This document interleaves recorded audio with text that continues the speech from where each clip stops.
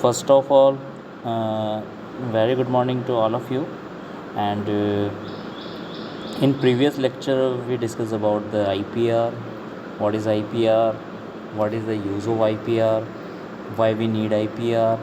And what kind of content we include in the IPR? IPR, as we discuss in previous lecture, जैसा कि हमने पिछले lecture में discuss किया था IPR को। IPR का मतलब होता है इंटेलेक्चुअल प्रॉपर्टी राइट, सभी जानते हैं, ठीक है। अब मैंने आप लोगों को दिन अच्छी तरह से समझाया था IPR के अंदर I अलग है, P अलग है, R अलग है। I का मतलब क्या होता है, P का मतलब क्या होता है, R का मतलब क्या होता है। उस दिन हमने ये डिस्कस किया था कि IPR क्यों इम्पोर्टेंट है। जैसा कि आप सभी जानते हैं, सबके अपने अपने थॉट्स होते हैं, इनोवेशंस होते हैं, तो उनको प्रमोट करने के लिए एज अ रिवार्ड IPR को डेवलप किया गया, अगर मेन चीज़ हम देखी जाए तो। ओके, और IPR में फिर हमने कंटेंट्स जो देखे थे, उसके अंदर हमने देखा था इंडस्ट्रियल और कॉपीराइट्स। फिर उसके अंदर हमने देखा था तरह तरह के थे, पेटेंट था, ट्रेडमार्क था, जियोग्राफिकल इंडिकेशन था, इंडस्ट्रियल डिज़ाइन था, ये सब कुछ था। उसी टॉपिक के अंदर हमने आगे पढ़ा था WTO के बारे में। उसी टॉपिक में आगे हमने पढ़ा था कैट के बारे में। WTO मैंने आपको बताया था, WTO क्या है, वर्ल्ड ट्रेड ऑर्गेनाइजेशन, जो कि पूरे संसार के अंदर जो भी ट्रेड से रिलेटेड एक्टिविटी या एस्पेक्ट्स होता है उनको कंट्रोल करता है, रेगुलेट करता है। यानी कि कह सकते हैं as a centre he control all the trade related activity between the countries who is the member of WTO। यानी कि WTO के जो सदस्य हैं, वो सभी सदस्यों का जो व्यापार विनिमय होता है, उन सब का निर्धारण WTO के द्वारा होता है। ओके उसके अंदर फिर लास्ट में हमने जो टॉपिक देखा था वो था WIPO। WIPO, what is WIPO? तो ये भी आप लोगों के माइंड में हाथों हाथ आपके माइंड में ये स्टक होना चाहिए कि IP आ रहा है, यहाँ पे IP आ रहा है, तो IP का मतलब क्या होगा, इंटेलेक्चुअल प्रॉपर्टी। WTO में W का मतलब था क्या, वर्ल्ड, तो वर्ल्ड बन गया। O का मतलब क्या होना चाहिए, ऑर्गेनाइजेशन, ठीक है, तो वर्ल्ड इंटेलेक्चुअल प्रॉपर्टी ऑर्गेनाइजेशंस। अब आप लोगों के माइंड के अंदर इस चीज़ को जैसे ही आप पढ़ोगे, आपको बिल्कुल क्लियर कट ये हो जाना चाहिए कि वर्ल्ड लेवल का है और इसमें हम क्या कंट्रोल करेंगे, इंटेलेक्चुअल प्रॉपर्टीज़ को। तो ऐसा ऑर्गेनाइजेशन जो कि वर्ल्ड की इंटेलेक्चुअल प्रॉपर्टीज़ को रेगुलेट करेगा, कंट्रोल करेगा, वो क्या हो जाएगा, WIPO, यानी कि WIPO। अब मेनली इसकी ज़रूरत क्यों पड़ी, वाई वी नीड, तो इसकी ज़रूरत हमें इसलिए पड़ी कि we want to promote the protection of the intellectual property right worldwide and extend the benefits of the innovators. यानी कि वर्ल्ड के लेवल पे, पूरे विश्व के लेवल पे जो भी ऑर्गेनाइजेशन होगा, जो इंटेलेक्चुअल प्रॉपर्टीज़ को बेनिफिट देगा, ओके, तो ऐसा ऑर्गेनाइजेशन क्या कहलाएगा, world intellectual property organisation. Okay fine. अब आप देखिए, सबसे पहली बात WP के अंदर हम बात करते हैं, तो जैसा कि मैंने आपको बताया, वर्ल्ड, IP का मतलब इंटेलेक्चुअल प्रॉपर्टी। इंटेलेक्चुअल प्रॉपर्टी का मतलब क्या आता है, intellectual property refers to creation of the mind. ये मैंने आपको बताया था उस दिन बात कि जो माइंड की जो थॉट्स होती है, क्रिएशन होता है, इनोवेशन होता है, वो सब किसके अंदर आता है, इंटेलेक्चुअल प्रॉपर्टी के अंदर आता है। ये जो हमने पहले डिस्कस कर लिया है क्या है, इंडस्ट्रियल प्रॉपर्टी, जिसमें patent, invention, trademarks, industrial design, integrated circuit, geographic indications आते हैं, और कॉपीराइटेड रिलेटेड राइट्स होते हैं, जैसे कि ये आर्टिस्टिक या लिटरेरी, जैसे कि मैंने आपको बताया था, म्यूज़िक हो गया, पोएम हो गया, प्ले हो गया, फिल्म्स होगी, म्यूज़िक हो गया, आर्किटेक्चर हो गया। तो वो सभी तरह के जो फंडामेंटल राइट्स होंगे जो कि म्यूज़िक और लिटरेरी से रिलेटेड हैं, वो सब कॉपीराइटेड रिलेटेड राइट्स में आते हैं। ओके अब हम आगे बढ़ते हैं कि WIPO क्या है। तो WIPO करता है promote the protection of the intellectual property. यानी कि ये क्या करेगा, वर्ल्ड लेवल पे जो भी इनोवेटर्स होंगे, जैसे कि आप लोग एक सुना होगा आपने, नोबल जो मिलता है, नोबल अवार्ड जो मिलता है, तो वो क्यों मिलता है, इसलिए मिलता है क्यों, ताकि जो भी साइंटिस्ट हैं उनको प्रमोशन मिले। हर साइंटिस्ट ये ऐसा काम करना चाहे जो कि बिल्कुल एकदम न्यू इन्वेंशन हो, न्यू डिस्कवरी हो। तो इस तरह की जो एक्टिविटीज़ होती हैं वो सब वर्ल्ड लेवल पे अगर हम कंट्रोल कर देखने जाएँ तो क्या होगा, WPO। अब ये होगा तो ही आगे साइंटिस्ट को इनोवेट करने के अंदर अगर फर्दर फैसिलिटी होगी या उनको इजी होगा या वो एक्साइटेड होंगे या फिर वो प्रमोट होंगे इसके लिए कि नहीं हमें हमारे समाज के लिए या हमें human being as a human being हमें पूरे विश्व के कल्याण के लिए करना है। ओके, तो जैसा कि आप देख सकते हैं वीपो serve as a form for its member states to establish and harmonise rules and practice for the protection of the IPR, यानी कि फॉर द प्रोटेक्शन यानी कि आईपीआर के बचाव के लिए या आईपीआर के रूल्स को संरक्षित करने के लिए एज अ फोरम, मतलब एक संगठन या एक तरह का प्लेटफॉर्म है जो कि इसके सदस्यों को, मतलब डब्ल्यूपीओ के जो मेंबर्स होंगे, ये ऑर्गेनाइजेशन है यानी कि इस समूह के कुछ सदस्य होंगे, तो उनके जो आईपीआर राइट्स हैं उनको प्रोटेक्ट करता है। ठीक है, WPO ISO service global registration system for trademark, industrial design and application of origin and a global filing system of patents, यानी कि WIPO क्या होगा, एक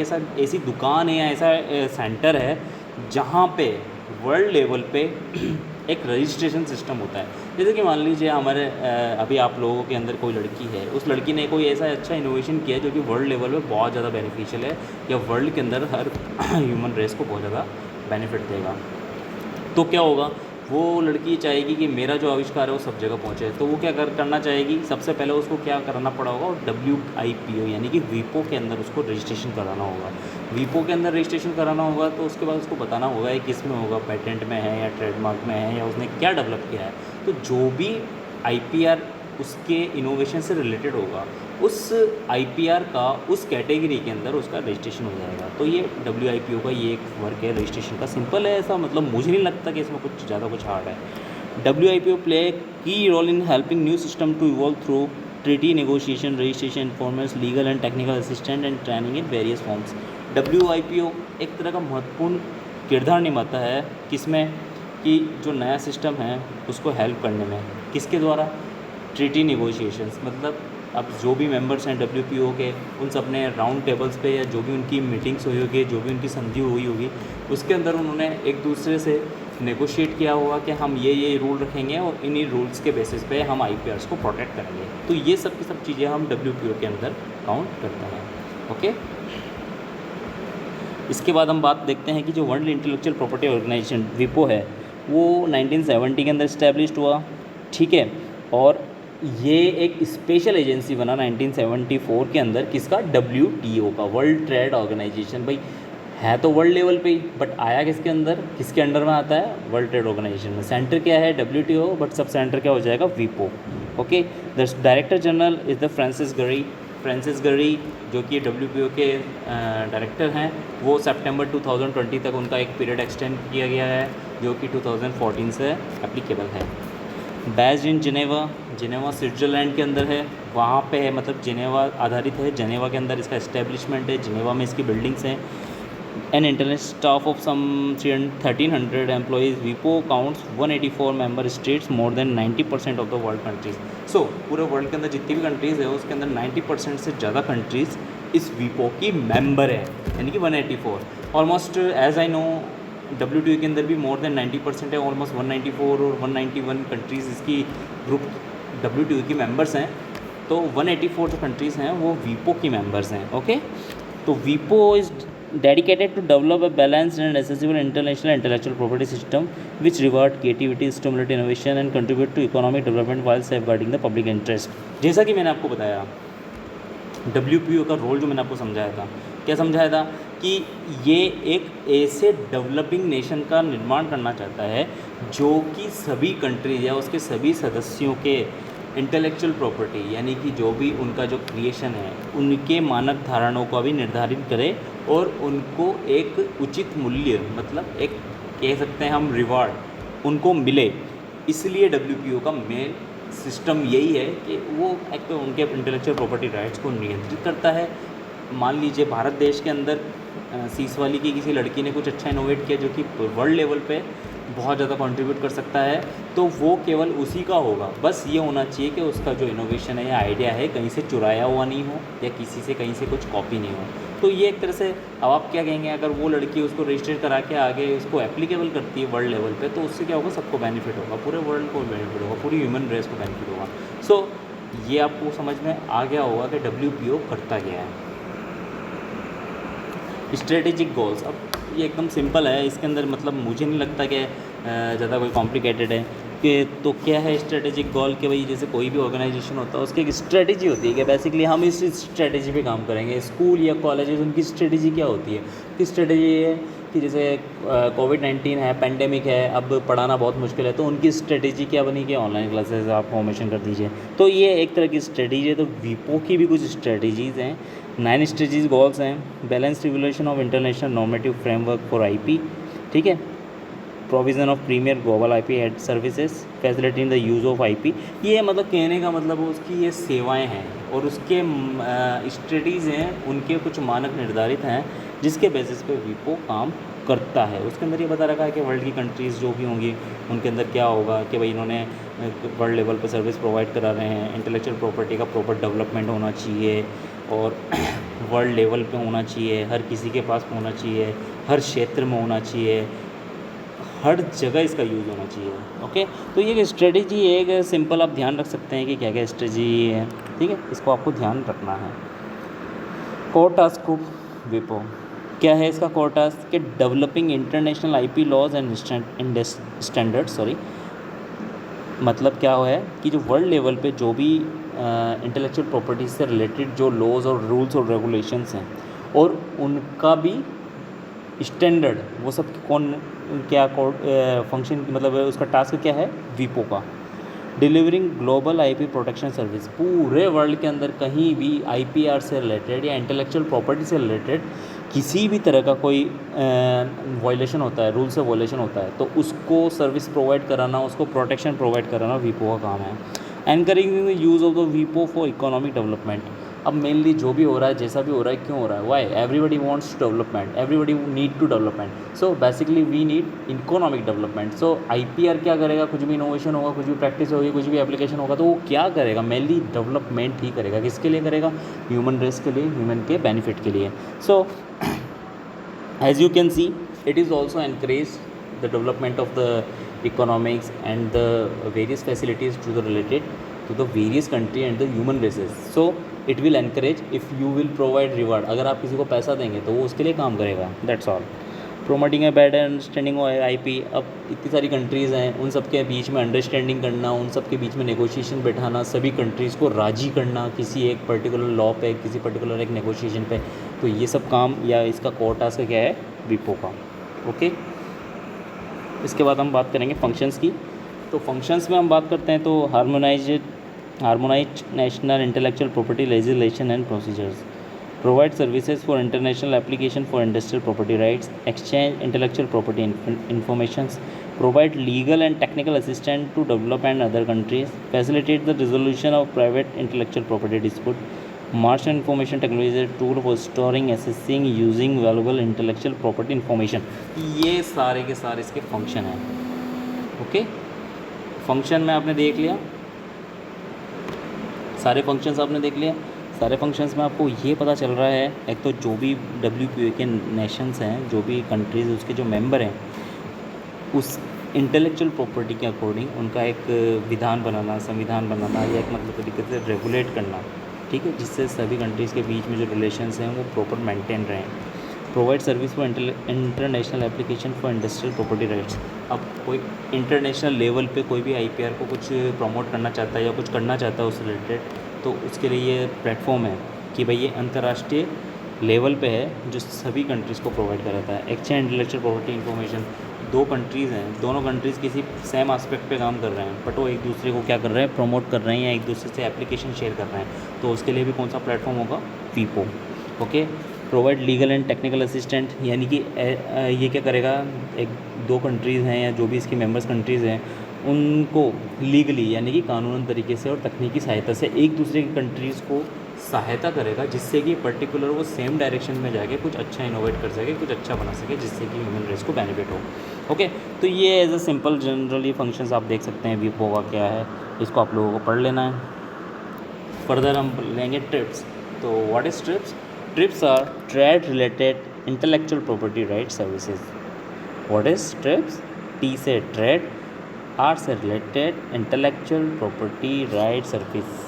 इसको हम यूँ भी बोल सकते हैं trade related aspect intellectual property rights, और इसको यूँ भी बोल सकते हैं trade related intellectual property rights. अब व्हाट इज ट्रिप्स? ट्रिप्स क्या है? TRIPS is the agreement of trade related aspect of intellectual property right including trade in the counterfeit goods.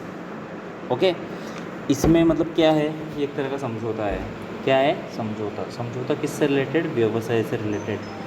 अब व्यवसाय से रिलेटेड हुआ और किसके अंडर, किसका है? आईपीआर का। यानी कि आपके जो भी आईपीआर्स हैं उनसे रिलेटेड जो कि व्यवसाय होगा वो सब किसके अंडर में आता है? ट्रिप्स के अंदर। अब ट्रिप्स भी एक तरह का एग्रीमेंट समझौता, मतलब सारी कंट्रीज़ ने जो भी इसकी मेंबर्स होगी उन्होंने साइन किया है कि हम जो व्यवसाय करेंगे इंटेलेक्चुअल प्रॉपर्टीज़ का वो इस समझौते के तहत करेंगे।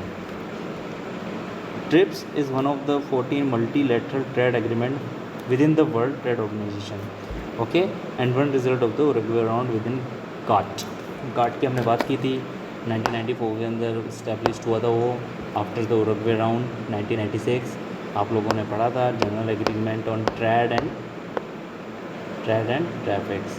तो ये आपने गैट की बात करी, तो गैट का एक तरह से हम बोल सकते हैं कि मोर वो तो चेंज हो गया था WTO के अंदर, और WTO के अंदर अब ये इन्होंने ऐड कर दिया ट्रिप्स को। Okay, why? Intellectual property had become important in international trade relations. यानी कि जैसा कि आप जानते हैं कि हर कंट्री के अंदर कहीं ना कहीं साइंटिस्ट है, कहीं ना कहीं क्या है, कहीं ना कहीं क्या है। तो जो सभी साइंटिस्ट और जो सभी इनोवेटर्स हैं उनके जो आइडियाज़ हैं वो एक लेवल पे नहीं रहे, केवल एक रीजनल लेवल पे नहीं रहे या केवल एक कंट्री लेवल पे नहीं रहे, वो सभी जगह प्रॉपर एक दूसरी कंट्रीज़ जो उसकी मेंबर्स हैं वो आपस में उस रिलेटेड उन आइडियाज़ को एक्सचेंज करें। इन एक्सचेंज के थ्रू क्या होगा? दोनों कंट्रीज़ में जो भी इनोवेशन होगा उसका डेवलपमेंट होगा, इकोनॉमिक डेवलपमेंट होगा। Okay, so this is the all the things we have covered in TRIPS also. Okay, second हम बात करेंगे कि existing convention in the IP field lacked efficient enforcement provision against counterfeiting and the piracy. अब convention का मतलब क्या होता है? संधि होता है। तो ट्रिप्स की जो ज़रूरत पड़ी जब वीपो ये वो फलाना ढिमकाना है, तो ये एक तरह से क्या है? उसका सुप्रीम पार्ट है, यानी कि सुपरलेटिव पार्ट है। जैसे कि आप लोग डिग्री पढ़ते हैं ना, good bad better, good better best, just like that. तो बेस्ट इज़ द ट्रिप्स, मतलब कि अपडेटेड है, ये पूरी तरह डेवलप्ड है। इसके अंदर वो सभी कमियों को दूर किया गया है जो पहले एग्रीमेंट्स में थी या पहले जो कंट्रीज़ के अंदर जो भी प्रॉब्लम थी उन सबको इसके अंदर दूर किया गया है। तो इसलिए ट्रिप्स का ऑर्गेनाइज हुआ कि जो पहले जो एग्रीमेंट्स हुए थे उनके अंदर वो प्रॉपर डीलिंग नहीं हो पाई थी, प्रॉपर कन्वेंशन सक्सेसफुल नहीं हो पाई थी। ओके, ट्रिप्स क्या है? एग्रीमेंट है trade related aspect is an international world. मतलब ये बहुत सिंपल सी बात है कि ट्रिप्स किसके अंडर में आता है? WTO के अंदर आता है, और WTO के अंदर जो कंट्रीज़ हैं उनके बीच में जो ट्रेड होता है उनसे रिलेटेड एक समझौता है। Most important comprehensive international agreement, बिल्कुल सही बात है। It was formed at the end of the Uruguay round. मैंने आपको बताया था अभी gateway general agreement on tariff and trades में 1994 के अंदर जो हुआ था उसका एंड पे ये डेवलपमेंट हुआ था इसका ट्रिप्स का, ठीक है, उसके एंडिंग पे। The trips agreement introduce intellectual property law into the international trading system for the first time. Trips जो एग्रीमेंट था, जो कि समझौता था, उसने फर्स्ट टाइम पहली बार उसने वर्ल्ड पे लेवल पे, वर्ल्ड मतलब विश्व के लेवल पे जो सभी कंट्रीज़ हैं उनके बीच में इस समझौते के द्वारा ही सबसे पहले व्यापार सफल हुआ। इसके बाद हम बात करेंगे आफ्टर द उरुग्वे राउंड, जैसे कि मैंने आपको बताया था the GATT become the basis for the establishment of World Trade Organization. GATT का बताया था मैंने आपको जनरल एग्रीमेंट, जो कि है ना आफ्टर वर्ल्ड वॉर सेकेंड के हुआ था। 1939 से लेकर 1945 तक हमारा वर्ल्ड वॉर सेकेंड चला था। उसके बाद फिर 1984 और 1986 के अंदर जो उरुग्वे जो लास्ट राउंड था उसके अंदर गेट बना था। फिर गेट का जो प्रॉपर डेवलपमेंट होकर फिर वो WTO के अंदर इस्टेब्लिश हुआ 1995 के अंदर। ओके, तो ये एक सब कुछ जो बेसिक्स जो होता है कि मतलब क्या है क्या नहीं है उसके बारे में थोड़ा सा बताया गया है। Okay, there are now 153 development nations and there 29 observer nations. इसमें थोड़ा सा अपडेटेशन हो सकता है।